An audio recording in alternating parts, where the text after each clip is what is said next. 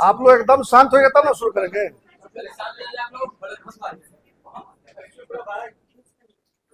शुरू करें। आज का जो प्रेस कॉन्फ्रेंस है, आज जो प्रेस वार्ता जो हमने बुलाई है, वो एक विशेष घोषणा के लिए बुलाई है। आप लोगों को पता होगा कि मैं सारण स्थानीय निकाय से निर्दलीय विधान पार्षद हूँ।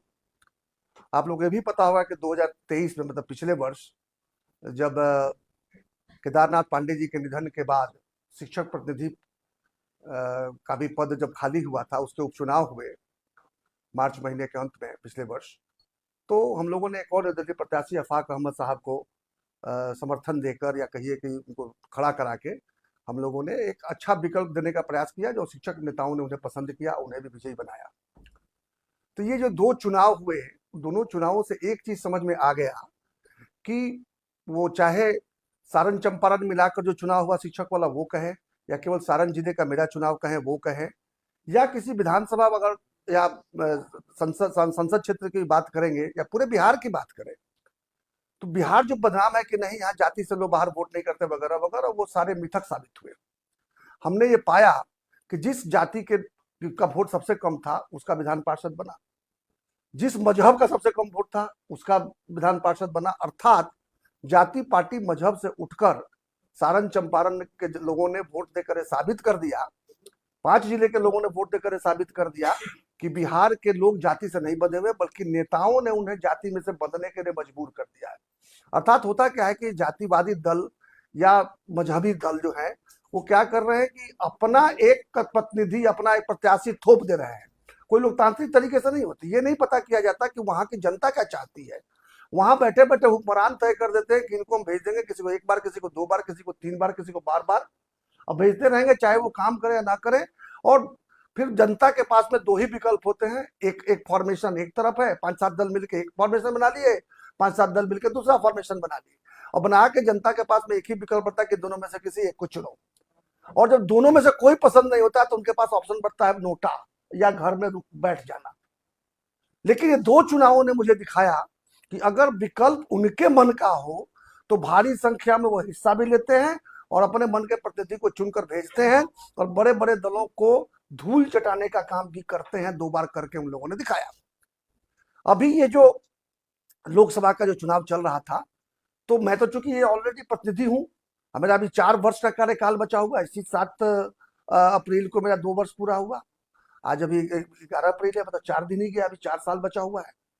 तो मेरा विचार नहीं था कि मैं चुनाव में उतरूं। मैं यही ईश्वर से प्रार्थना कर रहा था कि जो दोनों फॉर्मेशन है वो अपना प्रत्याशी बदलें, और जो वहां के लोगों को पसंद हो, जो महाराजगंज की जनता जिस जैसे प्रतिनिधि को चाहती है वैसा प्रत्याशी देने का काम करें, ताकि वो चयन कर सके कौन सा प्रत्याशी उनके लिए अच्छा रहेगा।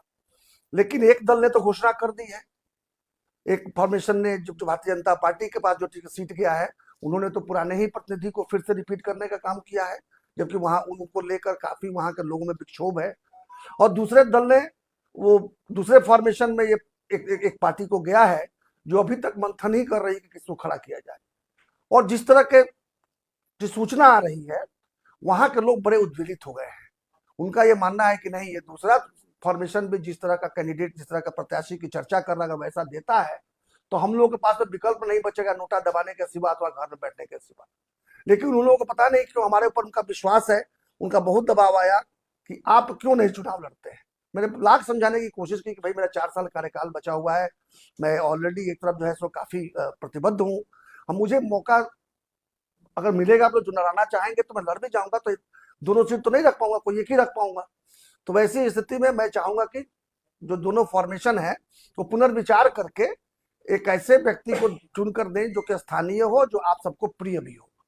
देखिए ऐसा होता हुआ प्रतीत नहीं हो रहा है। जब बाकी जगहों बात करके हमने देखा, मैं सारी बातें आपको नहीं बता सकता कैमरा पर, लेकिन मैंने जब बात करके देखा तो मुझे पता चला कि उनको तो बस घमंड है। उनको तो है कि जिसको भी चुनकर भेजेंगे जनता मजबूर है, उनको जिताएगी, करेगी क्या।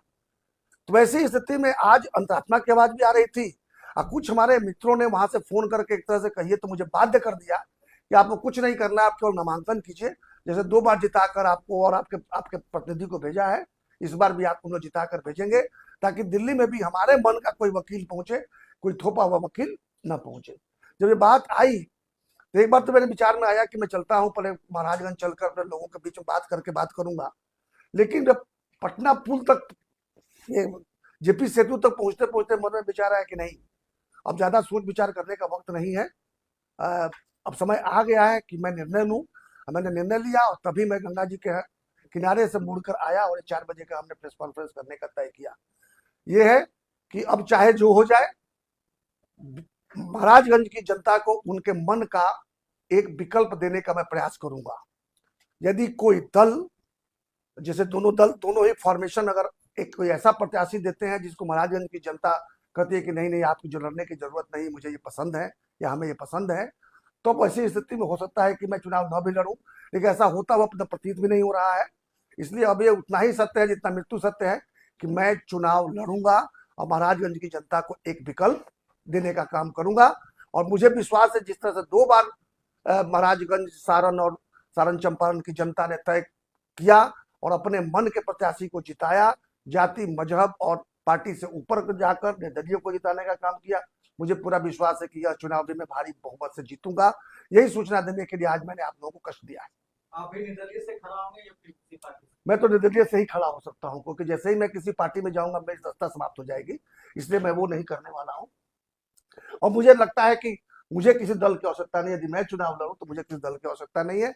ऐसा वहां के लोगों ने मुझे कॉन्फिडेंस दिया, मुझे विश्वास दिलाया है कि उनका मैं चाहता हूं, इसलिए बार बार मुझे वो जिताते हैं। जन सुराज समर्थित तो रहेंगे ना आप? प्रशांत किशोर जी आपके चुनाव प्रचार में आएंगे? देखिए, ऐसा है ना कि प्रशांत किशोर जी किसी के चुनाव में नहीं जाते हैं। आफाक अहमद का जो चुनाव हुआ था उसमें प्रशांत किशोर जी नहीं गए थे, मैं ही उस टीम को लीड कर रहा था। मैंने बल्कि जिद की थी कि हम लोग को इसमें एक निर्दलीय प्रत्याशी को समर्थन देना चाहिए, क्योंकि आफाक अहमद साहब हमारे जन स्वराज परिवार से थे और उनको निर्दलीय लड़ने का मौका दिया गया, तो परिवार के लोगों ने परिवार का साथ दिया। अभी कोई जन स्वराज का कोई दल बना नहीं है। और प्रशांत किशोर जी जो अगर जिस दिन दल भी बनेगा वो दल के मालिक नहीं होंगे, जैसे बाकी दलों के मालिक होते हैं। वो एक जन स्वराज, जनता का सुंदर राज देने वाला एक प्रयास चल रहा है।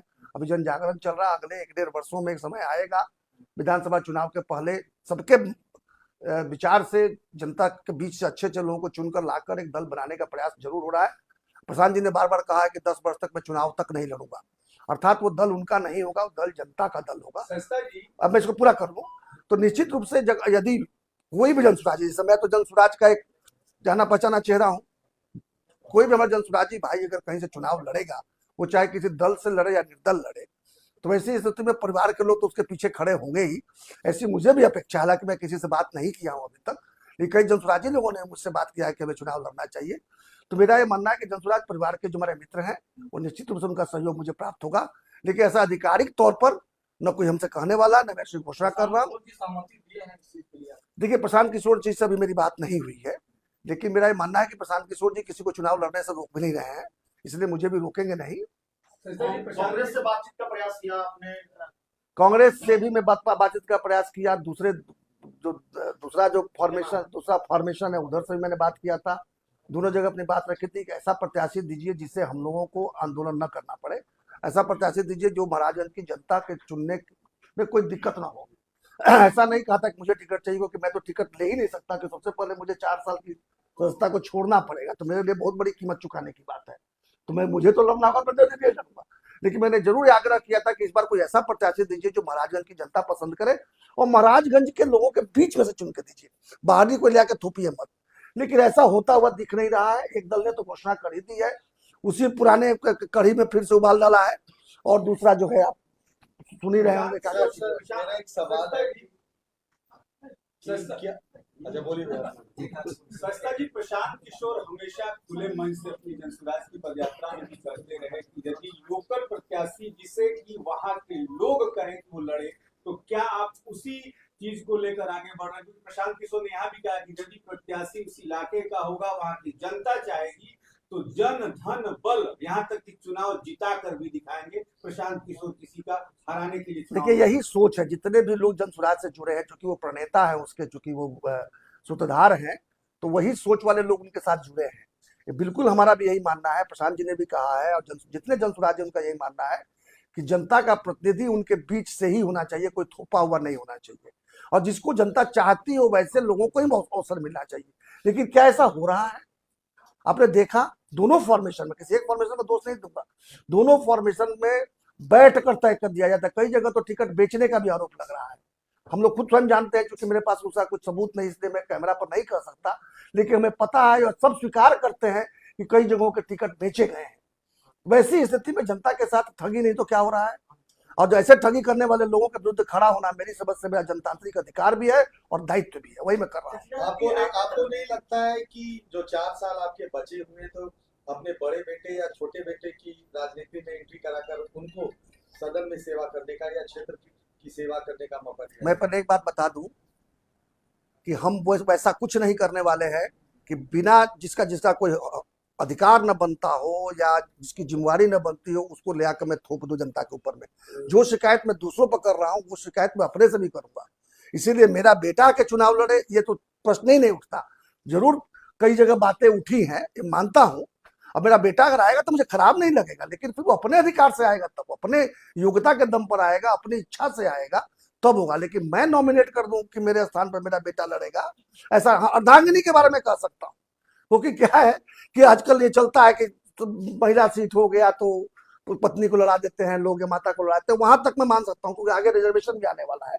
तो वैसा एक समय आएगा जब रिजर्वेशन के चलते मजबूर होकर हो सकता है कि धर्मपत्नी को लड़ा के और आधा अंग बन के किया जाए, लेकिन वो उसको मैं परिवारवाद नहीं मानता।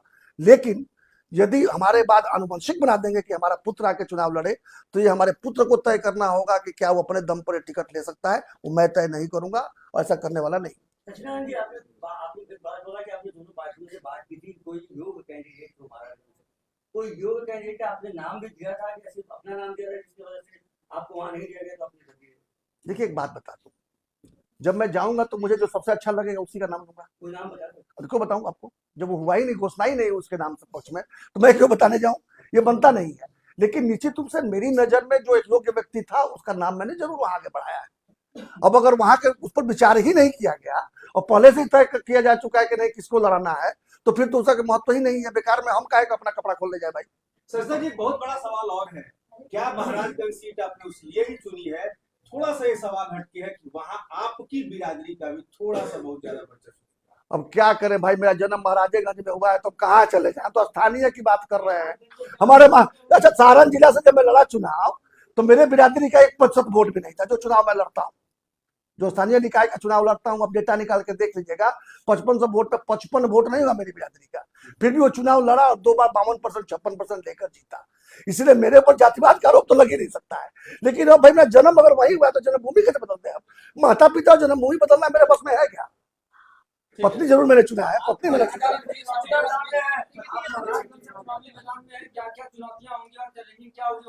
मैं किसी चुनौती को चुनौती समझता ही नहीं हूँ। जब तक जनता का विश्वास मेरे साथ में है, मैं किसी भी चुनौती को चुनौती नहीं समझता। आप प्रशांत किशोर को फ्रंट फुट पे क्यों नहीं ला रहे हैं? जो चुनाव हारने का डर है और उनका चेहरा जो है बदनाम हो जाएगा, इसी वजह से उनका नाम आपने प्रशांत किशोर जनसुराज अभियान को समझने का काम ही नहीं किया है। जनसुराज के मजबूत ये सिपाही हैं पूरा जो अभियान चल रहा है वो यहाँ पर व्यवस्था परिवर्तन करने की, बिहार के व्यवस्था परिवर्तन करने का अभियान है वो।